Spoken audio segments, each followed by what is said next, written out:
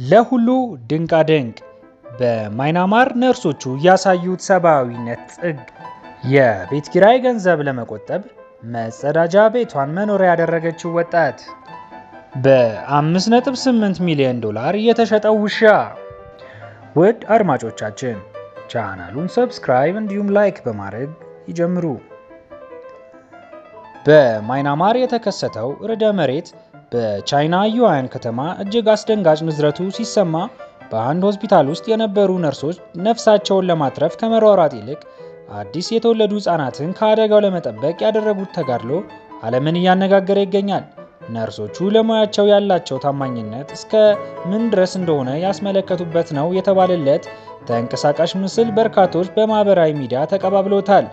በሬክተር መለኪያ 7.7 የተመዘገበው የመሬት መንቀጥቀጥ ከ4000 በላይ የሚሆኑ ለጉዳት ዳርጎ ከ3000 የሚጠጋ ህይወት ቢነጥቅም በዚህ አስቸጋሪ ወቅት ግን ነርሶቹ የራሳቸውን ህይወት አደጋ ላይ ጥለው የጨቅላዎቹን ነፍስ ለማዳን ያደረጉት የሰብአዊነት ጥግ ያሳየ ድርጊቱ ጀግኖች የሚል ስም አትርፎላቸው ከመላው ዓለም አድናቆት እንዲጎርፍላቸው አድርጓል።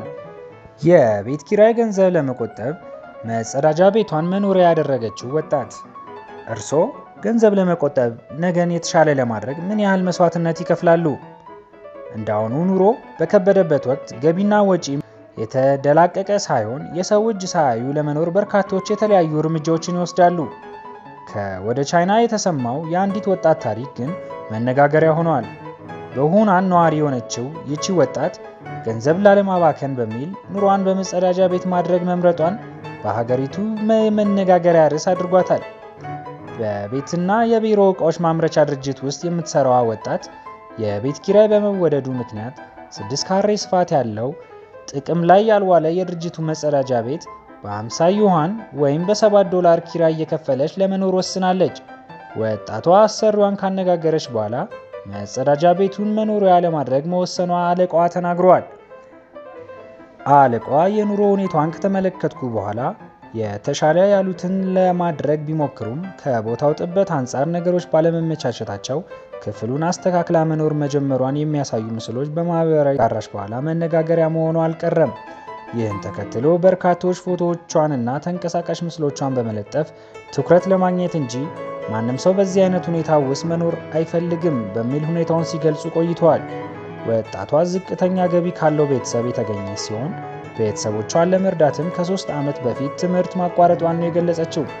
ቤት ለመከራየት ፍላጎት ቢኖራትም በአካባቢው ከ800 ዩዋን ወይም $110 ለሚከራዩ ቤቶች የመክፈል አቅሙ እንደሌላት በመግለጽ ኑሮዋን በመጸዳጃ ቤቱ ውስጥ አድርጋለች። አሰሪዋ ወጣቷ ለተጨማሪ የውሃ መብራት 50 ዩዋን ልከፍል ብትልም አለመቀበሉን ጠቅሶ ምቹ ማረፊያ እንድታገኝ ያደረገ ጥረትም እንዳልተሳካለት ሳውዝ ቻይና ሞርኒንግ ፖስት አስነብቧል። አሁን ላይ 3000 ዩዋን አካባቢ ወራዊ ደሞዝ የሚከፈላት ሲሆን አለቃዋም በቀጣይ ቢሮዋ አካባቢ ክፍሉን በማመቻቸት ወደዛው የማዘዋወር እቅድ እንዳለው ዘገባ አመልክቷል። በወጣቷ ያልተለመደ ኑሮ የተለያየ አስተያየት የሰጡት የማህበራዊ ትስስር ገጽ ተጠቃሚዎች ገንዘብ ለመቆጠብ ያሳየችው ቁርጠኝነት ሲያደንቁ፣ ሌሎች ደግሞ ጤንነቷ ከገንዘብ በላይ አስፈላጊ እንደሆነና ማንም ሌላ አማራጭ ከሌለው በቀር በመሰል ሁኔታ ውስጥ መኖር እንደሌለበት ገልጸዋል። በ5.8 ሚሊዮን ዶላር የተሸጠው ውሻ። ከሰሞኑም በህንድ ሀገር የሚገኝ አንድ የተኩላና ልዩ የሆነ የካሽያ ሼፐርድ ድንቅ የሆነውን ውሻ በዓለማችን ውድ በሆነ ዋጋ ተሽጧል። ይህን ውሻ የገዛው ሰው ውሻ የሚያረባና በዓለም ላይ ከሚገኙ ብርቅዬ ከ150 በላይ ውሾችን በመሰብሰቡ ይታወቃል። ውሻውንም የገዛው እንደተናገረው ከሆነ ለዚህ ውሻ ያወጣው 5.8 ሚሊዮን ዶላር እንደሚገባው ተናግረዋል። ከዚህም በተጨማሪ ይህ ውሻ አስደናቂ የሆነ ዝርያ ያለው መሆኑን እና ገና በ8 ወሩ 75 ኪሎ ግራም የሚመዝን እንዲሁም 76 ሴንቲሜትር እንደሚረዝም ተናግረዋል። ውሻው ብዙም የሚገኝ አይነት ዝርያ አይደለም ያለው ባለቤቱ ራሱ ተኩላ ነው የሚመስለው። ይህ ዝርያ ከዚህ በፊት ዓለም ላይ ተሽጦ አያውቅም ብለዋል። ለአንድ ውሻ ይህንን ዋጋ ያወጣል ተገቢ ነው ብሎ ያስባሉ? ሀሳቦን ያጋሩን።